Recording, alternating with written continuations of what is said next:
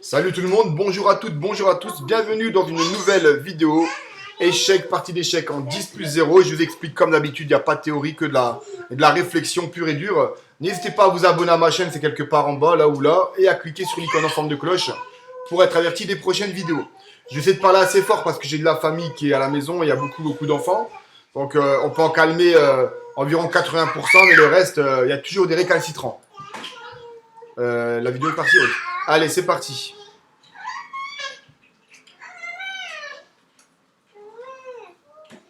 Est-ce que je vais avoir un adversaire en 10 plus 0? Ouais. 2190. Allez, c'est du gros niveau. Allez, E4, C5. Comme d'habitude, E4, c'est pour prendre le centre. Ici. Et puis pour libérer son fou là, sortir le cavalier pour pouvoir faire un petit roc assez rapidement. Donc moi, j'ai joué D6. En général, les blancs continuent par D4. Échange. Et là, je vais attaquer son pion ici. En général, il le protège là. Et là, je fais A6. Typique de la sicilienne qu'on appelle Najdorf. Alors, fou C4. En général, moi, sur A6, s'il ne joue pas fou C4, je joue B5. Mais là, il peut entrer là, qui est un peu chiant. Cavalier prend, E6. Ou bien, sur ça, fou là, prise. Et là, il peut prendre du pion. Et là, c'est un peu plus chiant. Donc, non, je vais d'abord faire un petit coup de E6 pour lui prendre cette case-là. Fou E7 qui va arriver aussi, puis B5, pourquoi pas. En général, ils peuvent jouer par A4 ici, pour éviter l'expansion à l'aile dame par B4, par B5, pardon. Donc là, petit roc, on va faire un petit coup de B5.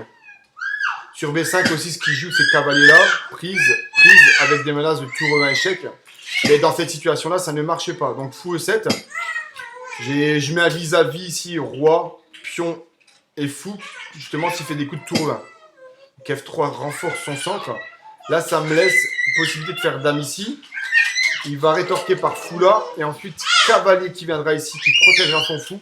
Et madame sera enfin dans le vis-à-vis. Ce qui peut être intéressant si c'est d'envisager des coups comme ça. Prise, cavalier prend. Et suite, fou C5. Ça peut être très intéressant. Mais sur la poussée, il va pousser là. Est-ce que c'est intéressant?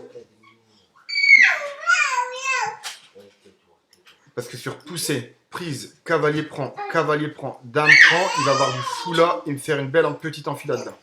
On va jouer petit roc et après je ferai peut-être du fou B7 ici. Fou B7. Voilà. Donc pour l'instant c'est un roc mais qu'on pourra éventuellement détruire rapidement. Je peux faire du dame C7 ici.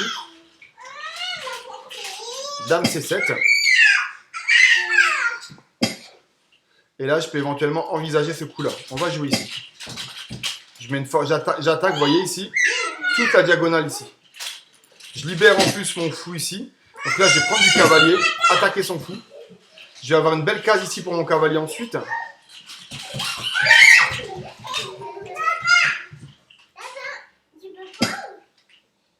Il le joue comme ça. Et ben on va clouer. Sur le clouage, tu fais quoi maintenant? Comment tu fais pour protéger ton cavalier? C3, E5. Et tu perds un cavalier. Voilà. E5. Faut que je me méfie quand même. Donc, échec ici. Roi prend. Dame C2. Roi ici. La dame, est-ce qu'elle vient squatter ici? Est-ce que c'est dangereux? Pour le moment, non. Je ne le vois pas. Parce que son fou aura peut-être disparu sur le sacrifice. Donc c'est pareil. Hein, sur dame ici pour attaquer le pion. Voilà. Donc là, il attaque là. Je vais prendre ici tout de suite. Je vais reprendre ici tout de suite. Je me laisse toujours là avec l'échec. S'il prend, je fais échec et je gagne le fou ici. J'ai toujours cavalier là aussi avec fou. Voilà. Donc là, je peux faire échec.